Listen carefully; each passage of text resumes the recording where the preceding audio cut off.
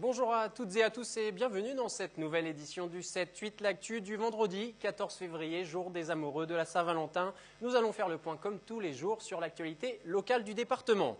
Tout d'abord, en politique, cette information, ce jeudi soir, Robert Cadalbert a présidé son dernier conseil d'agglomération. Considéré par beaucoup comme l'homme du consensus, Robert Cadalbert a été à la tête de la communauté d'agglomération de Saint-Quentin en Yvelines pendant 16 ans. Pour l'anecdote, quelques chiffres au passage, au cours de ses mandats, il a présidé quelques 100 conseils d'agglomération et comités syndicaux. Il a eu aussi au passage laissé sa signature sur pas moins de 500 000 documents officiels. Sa présidence aura notamment été marquée par des grands projets comme le vélodrome de Saint-Quentin en Yvelines ou le lancement du plateau Paris-Saclay. Selon lui, si la communauté d'agglomération a obtenu ces bons résultats dernièrement, c'est grâce au travail de tous. Je vous propose d'ailleurs de l'écouter au micro de Patrick Jacques de Dixmude. La première réussite, c'est bien sûr la réussite économique de Saint-Quentin-en-Yvelines. Et pas pour la création de richesse, mais effectivement pour l'emploi, pour le partage de cette richesse au travers de l'emploi. Alors il y a encore beaucoup à faire. La réussite de Saint-Quentin-en-Yvelines, c'est d'abord la réussite d'un partenariat. Même s'il a été imposé par l'État, dans l'intercommunalité au départ, c'est cette intercommunalité, c'est ce partenariat, et pas simplement entre les communes et l'intercommunalité, mais avec tous les partenaires économiques, associatifs du territoire, les habitants, c'est tout ce partenariat qui soutient la réussite de Saint-Quentin-en-Yvelines. Et Robert Cadalbert se retire donc, mais il continuera notamment de travailler sur la préparation de la Ryder Cup qu'accueillera le Golf National en 2018. L'autre information du jour est la décision du gouvernement concernant le conflit qui oppose les taxis depuis quelques mois aux véhicules de tourisme avec chauffeur, dont on a vu les grèves tout récemment. Matignon a décidé de reporter toutes les immatriculations des VTC jusqu'à la fin de la médiation menée avec les syndicats de taxi, c'est-à-dire précisément dans 2 mois. Cette nouvelle a provoqué le soulagement des chauffeurs de taxi. L'intersyndicale a d'ailleurs annoncé la fin du mouvement. Mais dans les Yvelines, la réaction semble légèrement différente. Antonio Neto, bonjour, vous êtes le président du syndicat des taxis des Yvelines. Tout d'abord, quelle est votre première réaction à cette annonce du gouvernement de gel des immatriculations des véhicules de tourisme avec chauffeur? Oui, bonjour. Pour ma part, c'est une décision qui est sage de la part du gouvernement, qui permet déjà d'apaiser les tensions qui aujourd'hui sont celles des taxis, vu cette concurrence déloyale par l'arrivée des VTC. Par rapport à cette décision, est-ce que vous pensez que ça va aussi permettre de geler les VTC à l'heure actuelle ou les véhicules de tourisme avec chauffeur, ou ceux-ci vont pouvoir continuer de rouler et d'exercer pendant ces 2 mois? Non, donc d'après Matignon, c'est un moratoire qui va être maintenu pendant les 2 mois de la négociation, ce qui évitera effectivement donc la délivrance d'autorisation de VTC sur le territoire national. Pour vous, c'est seulement un moyen de calmer les tensions? On a vu beaucoup de grèves, beaucoup d'artères bloquées ces derniers jours de la part des chauffeurs de taxi. Oui, j'espère bien que le gouvernement, j'espère bien que ce député, M. Thomas Thévenoud, le médiateur, a bien compris nos inquiétudes face à l'émergence de ces nouvelles technologies, surtout sur le secteur de transport de personnes,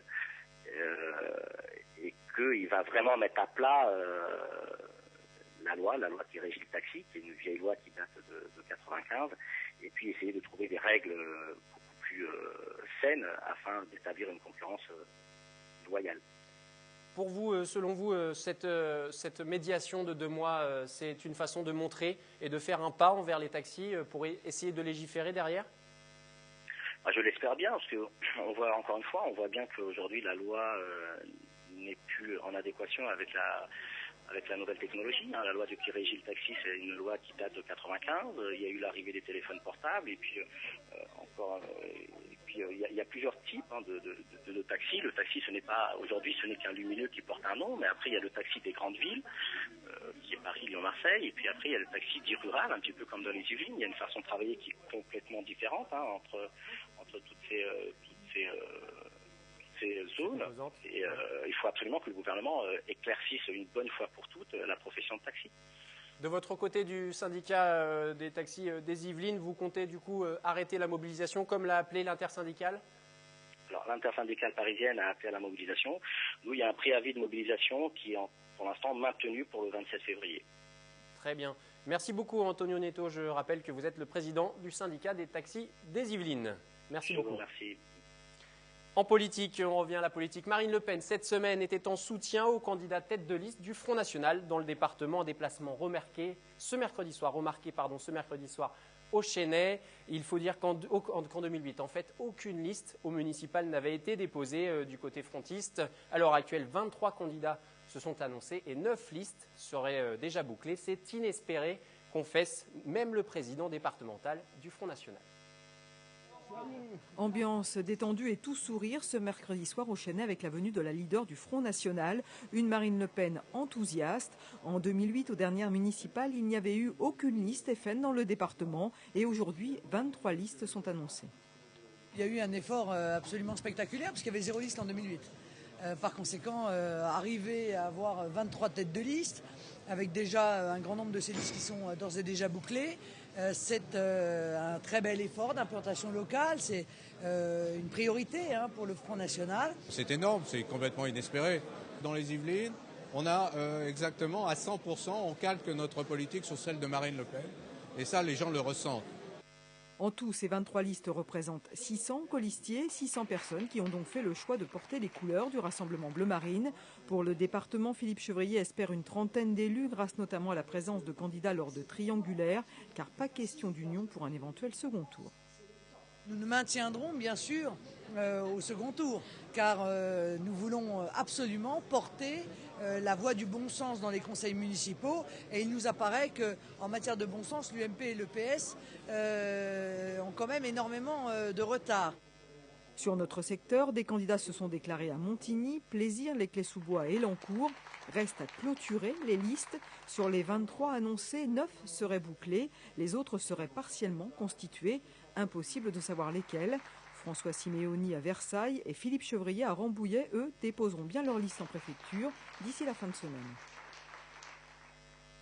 Les mauvaises annonces continuent malheureusement pour le site de PSA Peugeot Citroën à Poissy. Ce jeudi, la direction a annoncé en comité d'établissement vouloir supprimer une des 2 lignes de montage sur son site yvelinois en janvier 2015, mais a assuré que cela se fera sans impact sur la main-d'œuvre de production. Selon ce projet, toujours à l'étude, je vous le rappelle, la production de la 208 serait transférée sur la ligne qui produit actuellement la C3 et la DS3 et dont la cadence augmenterait de 42 à 52 véhicules par heure pour arriver à un taux de capacité de production de 100% selon la direction dans l'usine toujours. Mais pour le syndicat CGT qui a réagi via un communiqué, le passage en monoflux signifierait tout simplement la suppression de nouveaux postes et des centaines d'emplois supplémentaires à Poissy. Le projet du passage en monoligne à Poissy doit encore être soumis à la consultation des partenaires sociaux. À suivre donc.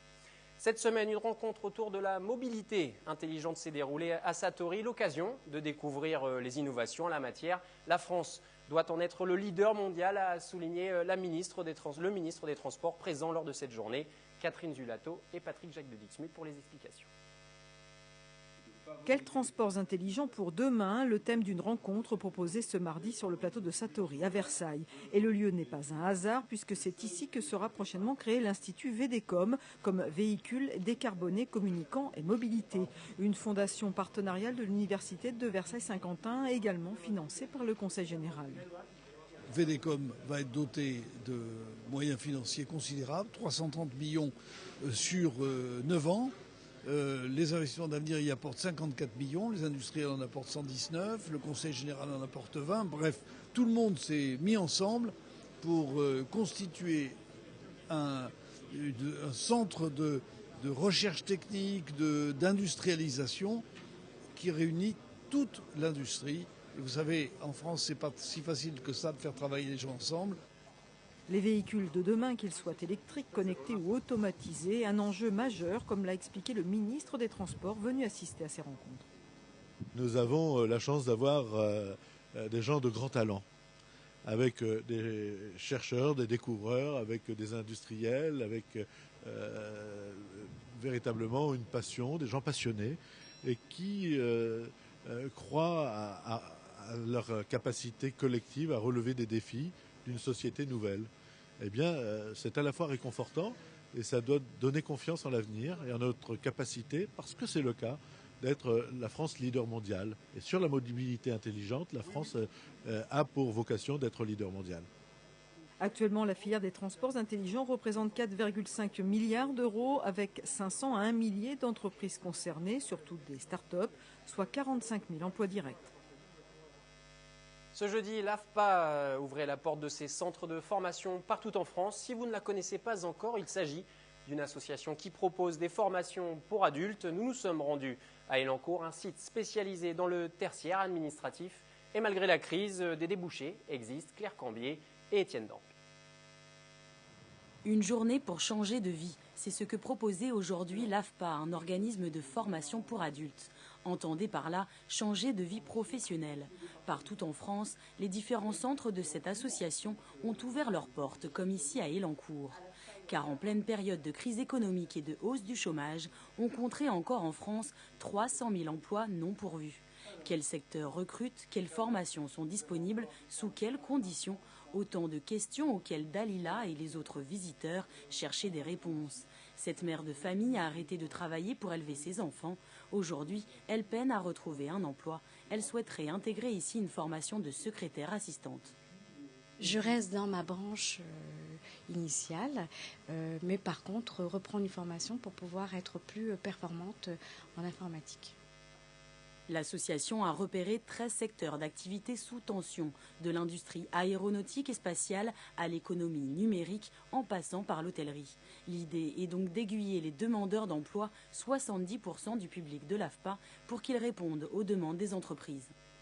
La valeur ajoutée en fait des formations AFPA, c'est effectivement l'insertion de nos stagiaires. C'est le fait que 6 à 7 stagiaires sur 10 soient réintégrés dans le monde professionnel. L'utilité sociale de l'AFPA, elle est à ce niveau-là. 80% de la formation est pratique. Ici, par exemple, un plateau technique recrée un domicile et permet de s'entraîner au métier d'assistant de vie en conditions réelles. En Ile-de-France, on compte 16 sites AFPA ouverts à tous. Certaines formations peuvent être rémunérées.